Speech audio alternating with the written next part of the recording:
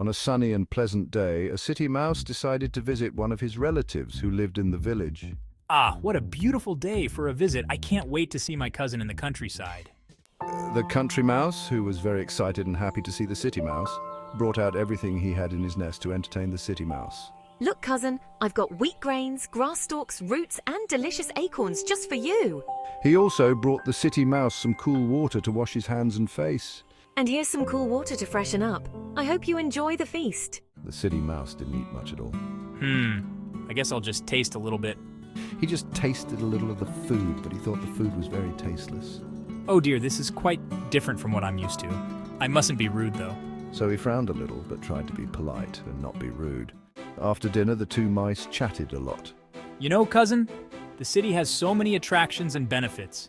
There are grand feasts and magnificent sights everywhere.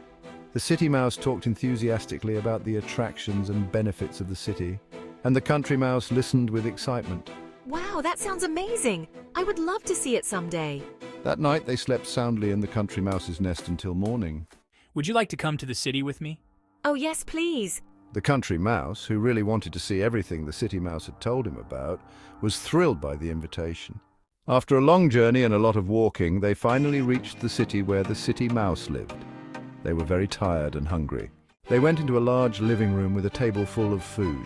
Jellies, cakes, and very, very delicious cheeses. Foods that the country mouse had never even seen in her dreams. The country mouse, who loved sweets, filled her paw with sweets, but as she was about to take a bite, she heard the meow of a cat scratching at the door. Eek! The two little mice, who were very scared, went to a small shelter and had to stay there for a long time. They were too scared to breathe.